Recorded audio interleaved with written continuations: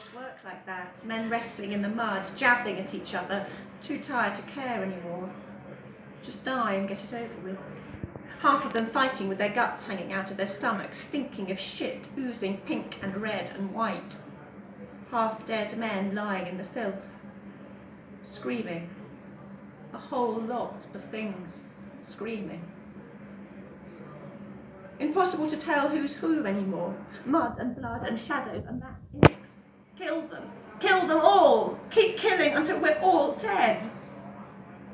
The knife jabs and twists, and the man he's fighting falls sideways, all the breath going out of him with a sigh of relief. Another there behind. Gods, his arms ache. His head aches. Blood in his eyes. He twists the knife again and thrusts with a broken-off sword, and that man too dies. Fire explodes somewhere over to the left. White as maggots. Silent as maggots. Then shrieks as men burn. He swings the stub of the sword and catches the man on the leg. Not hard, but hard enough, so the man stumbles and he's on him quick with the knife. A good lot of blood and the man's down and dead. Still flapping about like a fish, but you can see in his eyes that he's finished. His legs just haven't quite caught up yet. The sun is setting and casting long shadows. Oh, beautiful evening. Stars rising in a sky in a colour of rotting wounds. The dragon's mouth, the white lady, the dog. A good star, the dog. Brings plagues and fevers and inflames desire. Its rising marks the coming of summer. So maybe no more campaigning in the sodding rain. Wet leather stinks. Mud stinks. Shit stinks when the latrine trench overflows. Another burst of white fire. He hates the way it's silent, unnatural, unnerving. Screams again, screams so bad your ears ring for days. The sky weeps and howls, and it's difficult to know what's screaming. You, or the enemy, or the other things. Men are fighting in great clotted knots like milk curds. He sprints a little to where two men are struggling together, leaps at one from behind, pulls him down, skewers him. Hard crack of bone, soft, lovely yield of fat and innards. Suety. The other yells hoarsely and swings a punch at him. Lost his knife even, bare knuckles. He ducks and kicks out hard, overbalances and almost falls. The man kicks back, tries to get him in a wrestling grip.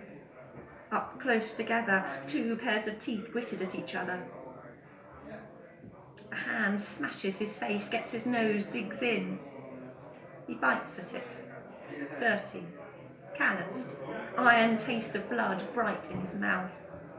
But the hand won't let up, crushing his face into his skull. He swallows and almost chokes on the blood pouring from the wound he's made. Blood and snot and shreds of cracked, dry human skin. Manages to get his knife in and stabs hard into the back of the man's thigh. Not enough to kill, but the hand jerks out from his face, lashes out and gets his opponent in the soft part of the throat, pulls his knife out and gazes around the battlefield at the figures hacking at each other, while the earth rots beneath them. All eternity they've been fighting, all the edges blunted, sword edges and knife edges, and the edges in the mind. Keep killing, keep killing, keep killing till we're all dead. And then he's dead.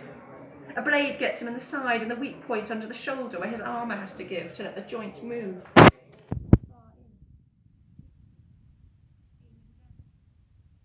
Killing wound. He hears his body rip. Oh gods. Oh gods and demons. Oh gods and demons and fuck. He swings round, strikes at the man who stabbed him. The figure facing him is a wraith, scarlet with blood, head open, oozing out brain stuff. You're dying, he thinks. You're dying, and you've killed me. Not fair.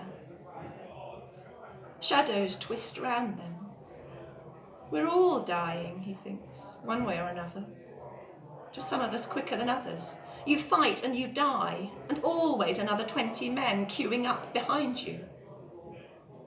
why we march and why we die, and what life means. It's all a lie. Death, death, death. Understands that better than he's ever understood anything, even his own name. But suddenly, for a moment, he's not sure he wants to die. The battlefield falls silent. He blinks and sees light. A figure in silver armour, white, shining, blazing with light like the sun. A red cloak billowing in the wind, moves through the ranks of the dead and the dying, and the light beats onto them, pure and clean. Amrath! Amrath! Voices whispering like the wind blowing across salt marsh. Voices calling like birds. Here, walking among us, bright as summer dew.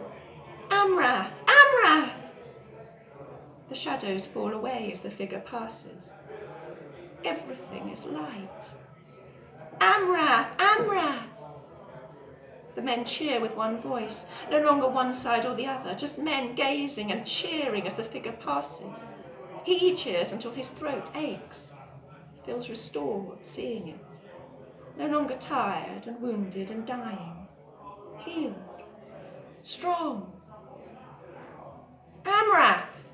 Amrath! The figure halts, gazes around, searching. Finds. A dark-clad man leaps forward, swaying into the light. Poised across from the shining figure, yearning towards it. Draws a sword burning with blue flame. Amrath! Amrath!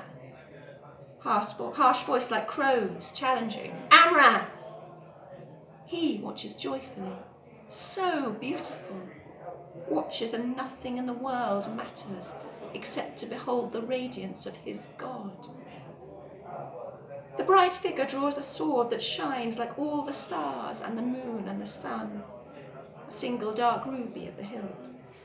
The dark figure rushes onward, screeching something, meets the bright figure with a clash. White light and blue fire and white light. His eyes hurt almost as he watches, but he cannot bear to look away. The two struggle together, like a candle flame flickering, like the dawn sun on the sea. The silver sword comes up, throws the dark figure back. Blue fire blazes, engulfing everything, the shining silver armour running with flame. Crash of metal, sparks like a blacksmith's anvil. The shining figure takes a step back defensively, parries, strikes out. The other blocks it, roars, howls, laughs. The mage blade swings again, slicing, trailing blue fire, blue arcs in the evening gloom, shapes and words written on the air, death words, pain words, words of hope and fear and despair. The shining figure parries again, the silver sword rippling beneath the impact of the other's blade. So brilliant with light that rainbows dance on the air ground around it. Like a woman's hair throwing out drops of water, tossing back her head in summer rain. Like snow falling, like coloured stars. The two figures shifting, stepping in each other's footprints, stepping in each other's shadows, circling like birds. The silver sword flashes out and up and downwards, and the other falls back, bleeding from the throat, great spreading gush of red. The blue flame dies. He cheers and his heart is almost aching. It's so full of joy. The shining figure turns, looks at the men watching, looks at him, screams. Things shriek back that make the world tremble. The silver sword rises and falls. 5 men, 10, 20, a pile of corpses. He stares mesmerised at the dying. The beauty of it. The most beautiful thing in the world. Killing and such perfect joy. His heart overflowing. His heart singing. This, Oh, indeed, oh, for this all men are born. He screams in answer, dying, throws himself against his enemies, against his God's enemies, with knife and sword and nails and teeth. Why we die, why we march, and why we die, and what life means. It's all a lie. Death, death, death.